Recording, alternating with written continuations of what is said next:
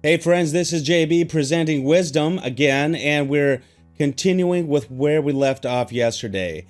And yesterday we were talking in Ecclesiastes, but today we're continuing with the vanity of living wisely. And as I first think about living wisely, I think about a long time ago when I was reading through the Bible. All right. Have you ever read through the Bible? It's hugely important to do. You should be doing it on a regular basis. But the first time you do, you could be 20 years old, you could be 30 years old, you could be 80 years old, and you may not have read through the Bible. And I think that it's important, personally, I really think it's important for you to read the Bible. Now, I get you should also listen through the Bible fully, okay, like from a voiceover narrator, but you should read through the Bible. You should push through. It's not easy. There are parts in the Bible when you first start out as you are young that you try and you fall asleep and you're like, man, do I have to read this again? You should read through the Bible fully. Okay, but there was a point when I heard about the part where Solomon said to God, Lord, give me wisdom. Okay, I'd rather have wisdom than riches, essentially, is how it went. I'm not telling you verbatim. And at that time I was like really money hungry, and I said, wait a sec. No, I need to rethink where my priorities are. Lord, forgive me, and please pour wisdom into me rather than money. I asked for wisdom too. I said, look, that sounds like a better, smarter deal. Seemed smarter at the time. And as naive as I was, I didn't really realize that, hey, look, sometimes wisdom comes with stress, strain, and maybe not as much money. I didn't know. I mean, all I wanted at any cost, I thought. And it's tough, though. Let me tell you, if you're seeking after wisdom, it can be costly at times. Now, here we have the vanity of living wisely, okay?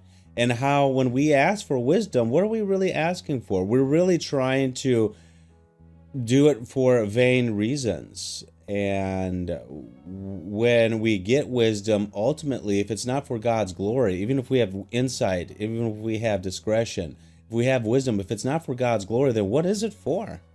What is this for? What is this for? Okay? Is it getting you the satisfaction? Are you feeling great over it? What if you're simply a judge continuously providing wisdom and discernment, and then what? Ultimately, you're going to die too. And the point of it is I think where this is going is in that same direction, that if you are living wisely, but if it's not for God, then, my friends, it's vanity, it's folly, okay? So I turned to consider wisdom and madness and folly. For what can the man do who comes after a king? Only what has already been done. So the king's already been there and treaded through this ground. Then I saw that there's more gain in wisdom than in folly, as there is more gain in light than in darkness. The wise person has his eyes in his head, but the fool walks in darkness.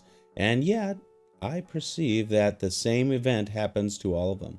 Then I said in my heart, what happens to the fool will happen to me also. Why then have I been so very wise? And I said in my heart that this also is vanity. So he came to that same conclusion. He sees himself, looks forward, looks at the end of his life, looks at the end of the fool's life, the non-wise, foolish person, and then realizes that, wait a sec, we both actually end up at the same place. For of the wise as the fool, there is no enduring remembrance. See that in the days to come, all that have been long forgotten.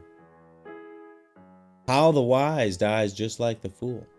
So I hated life, because what is done under the sun was grievous to me, for all is vanity and a striving after wind. So again, the hopelessness again of this, right? Doesn't talk about the redemption, doesn't talk about the afterlife, but talks about the folly of where he is. It tells you where his character is. As wise as Solomon is, there seems to be a big gap that that he's slowly slid down this path into the slough and is there and has realized he's been everywhere and it's not getting him anything more than it would the fool. What folly, what vanity, vanity of vanities, right? Vanity of vanities. And here it is, my friends, the vanity of living wisely. You can strive for it, you can gain wisdom. However, where are you going? You better make sure it's on track.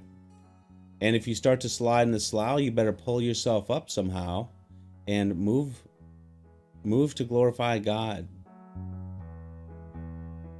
Hadn't heard anything about God in this particular little verse. Let's continue to watch and listen to the remaining Ecclesiastes to see how much that he is focusing on God versus himself. Isn't that a pattern that we're seeing already? That the focus seems to be on him and not on God. No wonder there would be folly. No wonder there would be despair, hopelessness. Yeah, my friends. Okay, well that's the conclusion for today. And what we're going to do is we're going to continue with wisdom tomorrow. We're going to keep pouring into ourselves, pouring into you, and pouring, more importantly, let's pour into God. Otherwise, we will be living the vanity of living wisely, and it will not give satisfaction. I don't know. It's not good. All right, my friends, this is JB signing off. Take good care.